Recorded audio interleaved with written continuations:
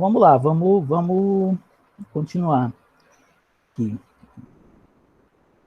Deixa eu só abrir aqui o... Tá, a gente falou, eu comecei falando do objeto, agora esse outro aspecto, né? Esse outro lado aí dessa dimensão empírica da sociologia, né? Percebam aí que nós estamos aqui vendo aqui, nós estamos aqui a perspectiva sociológica, que ela está construída numa série de pilares, né? Os dois pilares fundamentais, como toda ciência ela está ancorada numa base empírica, que é a base dos dados que são levantados, e ela está ancorada também numa base interpretativa.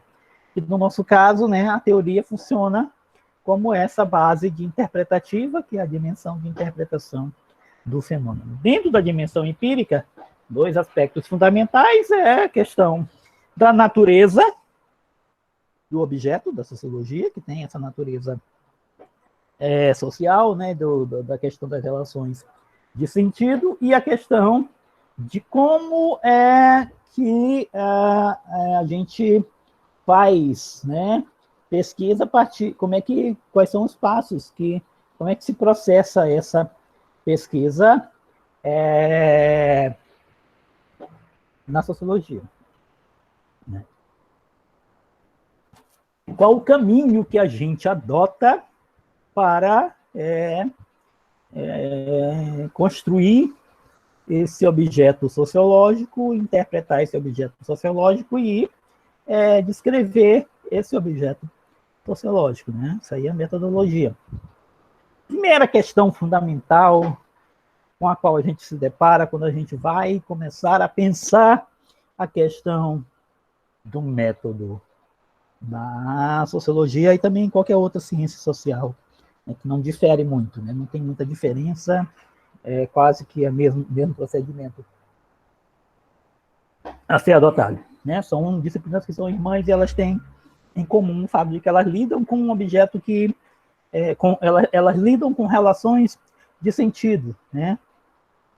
As chamadas ciências do espírito, como, né, a tradição alemã nomeou a sociologia, da qual Weber faz parte, né? Aí com a sua sociologia compreensiva. Né? Então, que caminho aqui é adotado? Primeira coisa, a gente lida com pergunta. Né? O primeiro passo que todo sociólogo, quando ele começa a fazer pesquisa, é o fato de que ele inicia com uma pergunta que na sociologia a gente chama de enigma. É o seguinte, a gente está acostumado a fazer pesquisa e a gente começa, né, a partir daquilo que a gente sabe, né? Eu quero fazer uma pesquisa com uma escola de ensino médio, porque eu trabalho numa escola de ensino médio, conheço muito bem as relações que são dadas lá, conheço muito bem aquilo, e eu quero fazer uma pesquisa relatando essas relações, esses fenômenos, essa questão da educação. Só que é o seguinte, né? É o seguinte, ninguém faz pesquisa sabendo, né? Ninguém faz... por exemplo, você não vai procurar um objeto que você sabe onde é que ele está. Né? Ninguém procura uma caneta que está na frente... eu não vou procurar essa caneta se ela está aqui na minha mão. Né? Eu só vou procurar uma coisa que eu não sei onde é que está. Né? Toda pesquisa, ela parte do princípio de um não saber. Né? De que você não sabe alguma coisa sobre o determinado objeto, né? E a gente chama essa pergunta fundamental, essa pergunta inicial que movimenta, que incentiva a pesquisa, a gente chama isso de enigma. O enigma, para mim, por exemplo, onde é que está a minha caneta? Eu não sei onde é que minha caneta está. Então, isso é um enigma, eu preciso descobrir onde é que está a minha caneta, porque se eu sei onde é que ela está, eu não preciso pesquisar para descobrir onde é que essa caneta está. Né? Então, eu parto de um enigma, algo que eu não sei sobre esse objeto que faz parte da minha vida e que me interessa muito descobrir alguma coisa sobre ele. É a diferença que está colocada entre o óbvio, né, e o óbvio e o oculto, né, ou aquilo que está por trás daquelas relações óbvias, né? Por exemplo, a pesquisa do Laud Humphreys, né? Se ele fosse se apegar no óbvio, né? Primeiramente, ele não ia fazer pesquisa sobre homossexualidade dentro do banheiro, porque no óbvio, né? O banheiro é para fazer necessidades fisiológicas, não é para fazer sexo. Né? Do mesmo jeito, uma biblioteca não é lugar para se conversar, é um lugar para fazer pesquisa, para ler um livro, para emprestar um livro, para uma sala de aula também. Uma sala de aula também não é um lugar para se conversar. Uma sala de aula é um lugar para assistir aula. Só que existe aí, né, essa dimensão do oculto diz respeito a um certo construcionismo social, ao fato de que a sociedade ela constrói coisas em cima de outras coisas que não necessariamente existem ali com aquela finalidade. Né? Uma sala de aula que, em vez de ser um lugar para ter aula entre professor e aluno, ela se torna um lugar de interação social, de criação de determinados grupos, determinadas tribos sociais, um lugar em que determinados grupos se expressam e comunicam entre si como é que a identidade que esse grupo possui, né? Um banheiro pode se tornar um lugar de encontro sexuais, uma biblioteca pode se tornar um lugar para interação social, para namorar, para paquerar, para marcar alguma coisa. Um banheiro pode ser também pode virar também uma espécie de chat de namoro, em que se coloca o telefone e diz, olha, não sei o que, eu quero fazer não sei o que, e bota o meu telefone lá. E todo mundo que... Os banheiros da UFMA, por exemplo, são, né, clássicos isso, né? Você entra no banheiro para fazer alguma coisa, tá lá o telefone, quero fazer não sei o quê, e bota o telefone do sujeito lá e tá lá para todo mundo. Quero fazer uma análise sociológica, por favor, chamar em contato. Tá interessado numa análise sociológica? O meu telefone é tal. Liguem para mim. Vou fazer isso. Pois é. Banheiros da UFMA são ótimos para isso, né? Né? Você entra lá, é todo rabiscado. É telefone por cima de telefone. Enfim. Então, existe aí, né, essa coisa, essa perspectiva de uma realidade social que ela é um produto das interações entre os indivíduos ou entre os grupos que não está claramente explícito. Né? Tudo isso ele é socialmente construído a partir da interação entre os indivíduos. Então, essas questões que não estão à vista, elas vão se constituir em objeto da pesquisa sociológica, porque é justamente isso que o sociólogo vai tentar descobrir a partir da sua pesquisa, né? O enigma que ele vai tentar resolver a partir da sua pesquisa.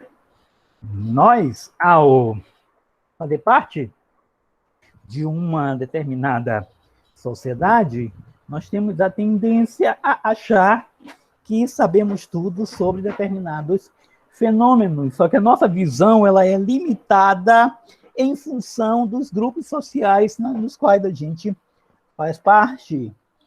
Né? Tem todo aí um conjunto de ideias, de mentalidades, de pensamento que nos são transmitidas pelo fato de nós existirmos dentro de determinados grupos sociais que colocam essas ideias nas nossas cabeças, e a única forma da gente escapar a isso seria duvidar do óbvio, né? Duvidar daquilo que está colocado como óbvio, né? E tentar descobrir, né, por que razão que essas coisas se tornaram o que elas são, né? Por exemplo, uma determinada... Os jornais, por exemplo, gostam de estar falando coisas, né, dizendo que o bairro tal é o bairro mais perigoso de São Luís, por exemplo. A Ilhinha é o bairro mais perigoso de São Luís, né? O que tem por trás dessa afirmação? Isso aí pode ser um enigma que se coloca para um sociólogo, né? Será que não há um interesse por trás, né, disso, de afirmar essa coisa dessa forma como foi afirmada? Que tipo de relações, que tipo de reuniões foram feitas para se eleger determinada afirmação como correta? O que tem por trás de determinada afirmação que é feita, por exemplo, sobre determinado grupo social que é marginalizado, né? O que tem por trás disso? Qual é que tipo de relações sustentam determinadas afirmações, ou que tipo de... Por que, por exemplo, que um determinado país apresenta aí taxas de homicídios da juventude negra mais alta do que outros, taxas de homicídios da polícia mais alta do que outros países.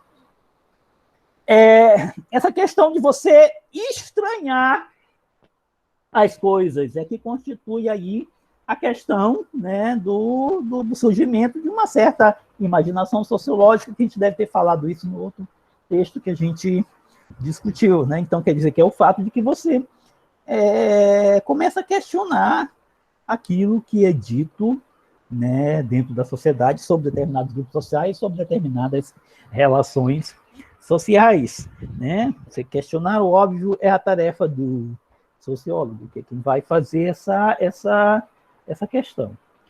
E aí, quando você faz esse tipo de pergunta, né, você questiona esse óbvio, é lógico que você vai interpretar, e aí a interpretação ela vai, né, estar atrelada a uma determinada perspectiva teórica, né, que constitui o outro aspecto da pesquisa, que é o aspecto teórico, né? E aí essa teoria ela, né, vai informar, inclusive, até mesmo a forma como você vai fazer essa pergunta, né? Porque, de acordo com a perspectiva teórica, você pode fazer N questões sobre a questão do objeto, né? Se você pegar aí, por exemplo, o texto, ele está dizendo aí que você pode, né, dependendo da pergunta, você pode, da teoria, você pode fazer pesquisa de várias maneiras, né, de várias formas.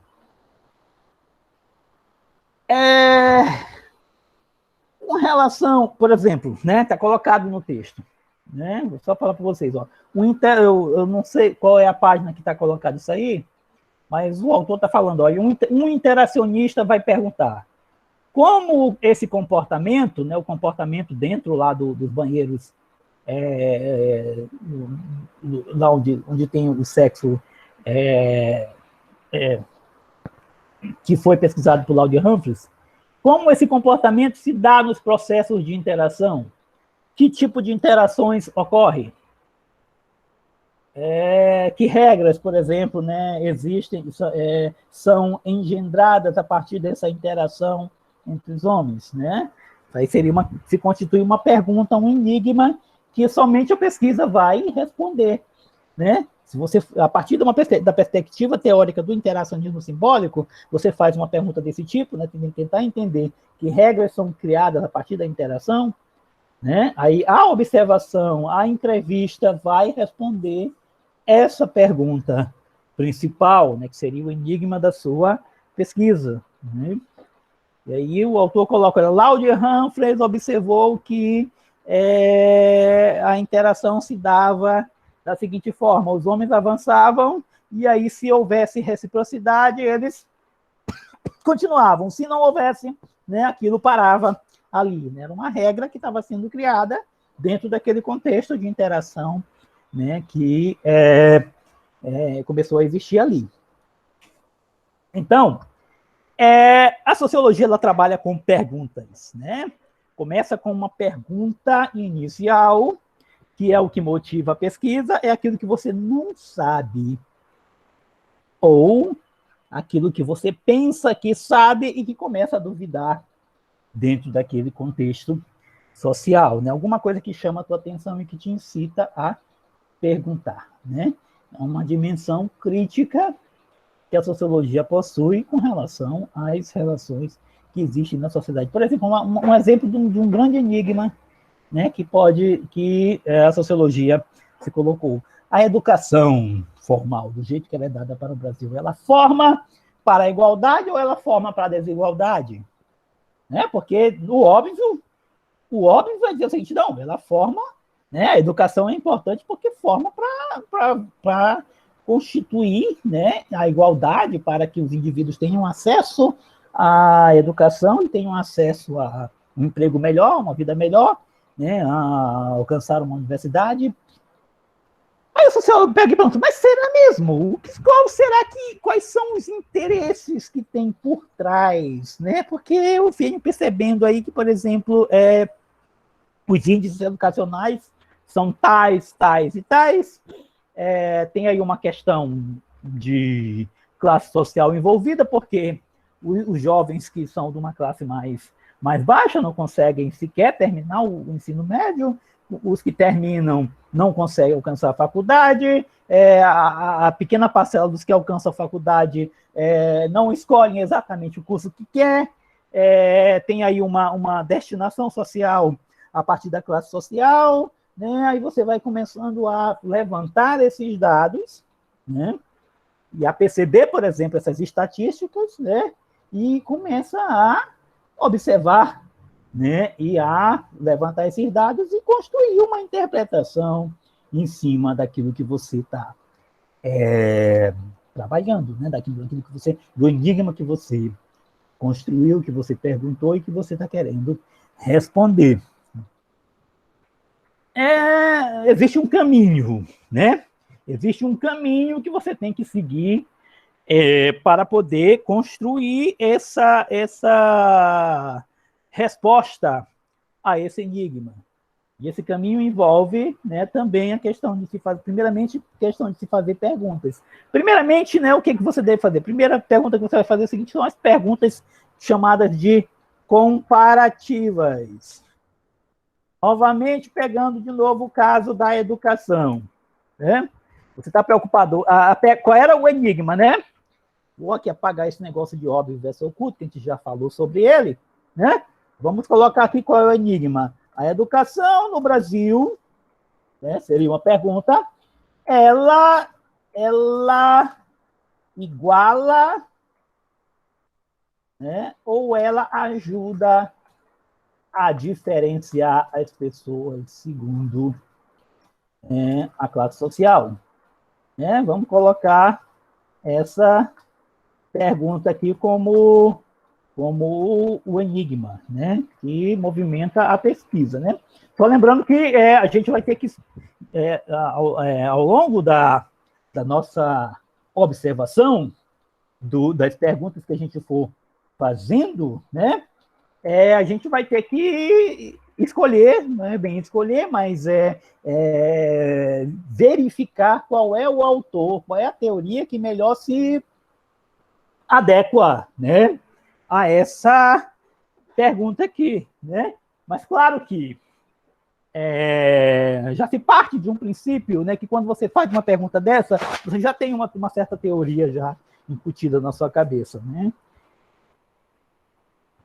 Porque você já tem uma certa... Porque isso aqui claramente tem aí um certo viés marxista, né, embora não confessado, mas quando você fala de classe social, de uma certa diferenciação, você já tem aí um certo viés marxista que está colocado aí, mas você pode... Mas aí o que vai acontecer é o seguinte, ao longo da pesquisa, trabalhando com os dados, levantando os dados, você vai ajustando essa teoria, colocando, né, outros autores que você não previu inicialmente, porque nesse momento aqui você não sabe nada sobre, né, o objeto, você sabe só apenas aquilo que você viu, que você, a forma como você está vendo isso aí, as leituras que você fez, né? Primeiramente, antes disso tudo, eu esqueci de falar, não estou falando da metodologia aqui, mas antes de falar de metodologia, eu deveria ter dito que quando você escolhe um determinado objeto, né, você deve, né, escolher um determinado tema para a sua pesquisa. Tem que ser um tema que te chame a atenção, né, que te movimente a pesquisar. Né? Tem que ser um tema que você queira estudar. Né? Eu estou aqui para o meu exemplo, estou escolhendo o tema da educação. Né? E aí, quando eu escolho o tema, a primeira coisa que eu devo fazer é levantar o maior número possível de trabalhos sobre o tema, né? É isso aí, isso é a primeira coisa que eu tenho que fazer quando eu escolho um determinado tema para ser o objeto da minha pesquisa. Eu escolhi a educação, então eu vou fazer o que se chama de levantamento bibliográfico ou levantamento de literatura, ou revisão de literatura, para saber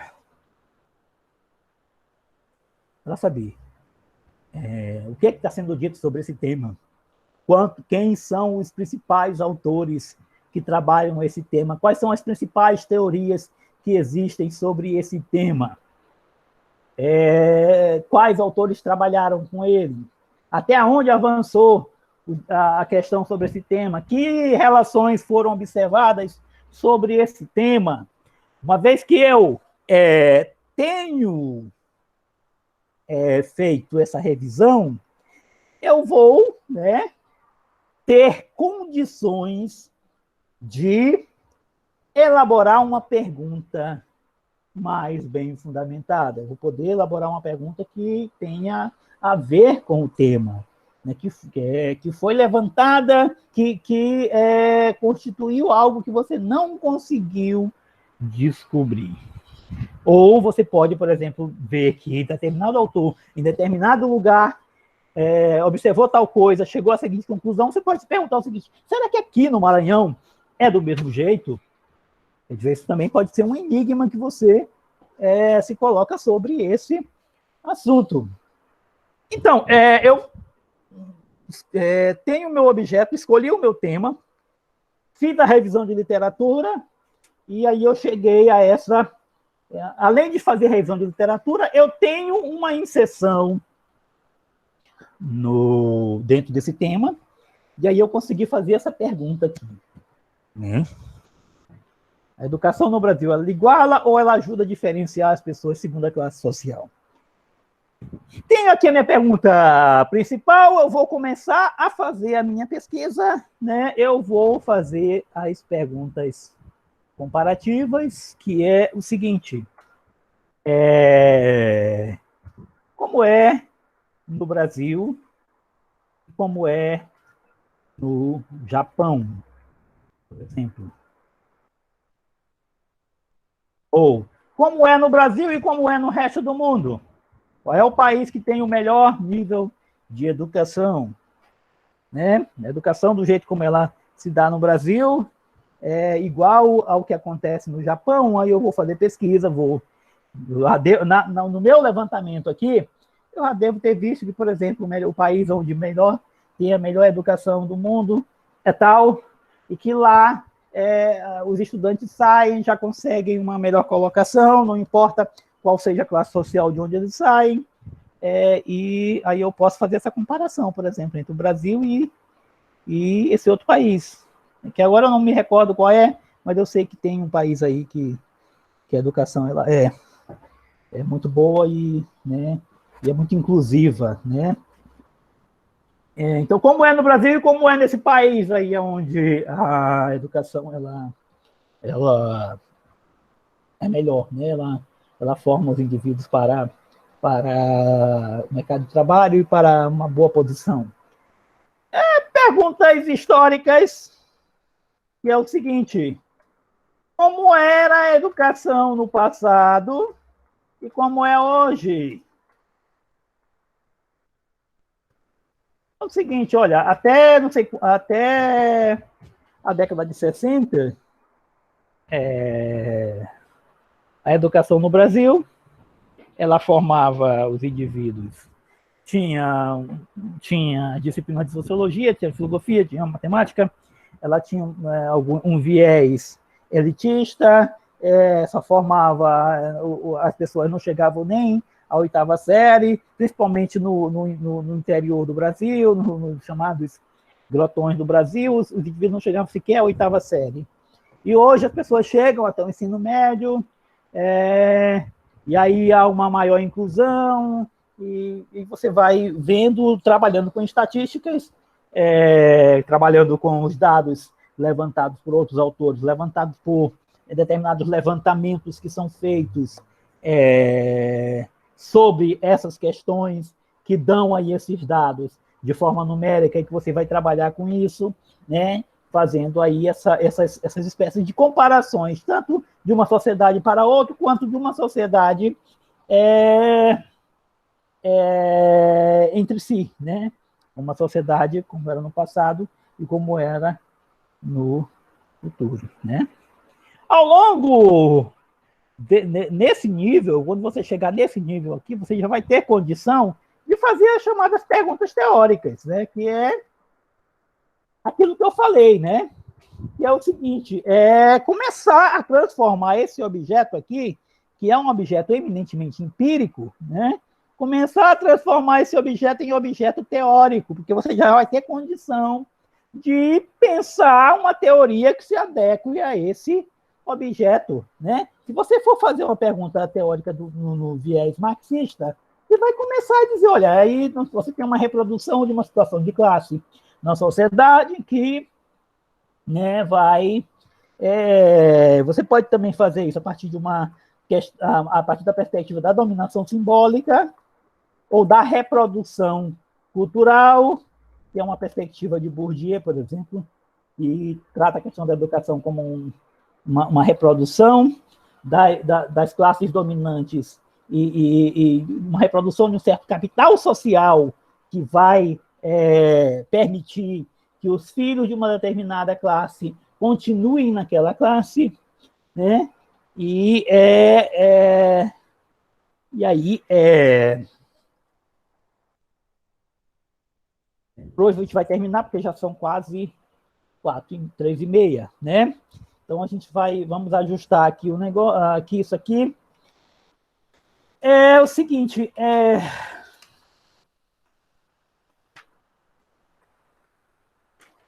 vamos fazer o seguinte,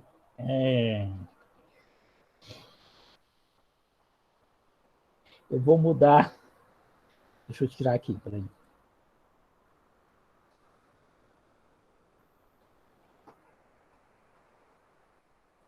Terça-feira, coloquem o nome de vocês aí na chamada, por favor. Nós já estamos um pouco atrasados, né? Façam a chamada, por favor, aí no chat, coloquem o nome de vocês, de quem está presente, para contar. Na terça-feira, a gente combinou de fazer essa leitura comentada, né? A gente vai fazer essa leitura comentada sobre o texto. E aí, essa parte que falta do texto, eu vou pedir para vocês lerem e trazerem dúvidas para serem tiradas na sexta-feira que vem, que eu estou querendo na sexta-feira já trabalhar com outro texto, que eu vou deixar para vocês no final de semana. Vocês compreenderam o que eu falei? Sim, professor. Pois é. Qualquer coisa na terça-feira, eu agradeço que o senhor vai comentar o texto com a gente.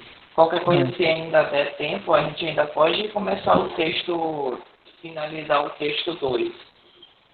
E aí, Pode qualquer ser. coisa, na próxima aula a gente já começa um novo, qualquer coisa.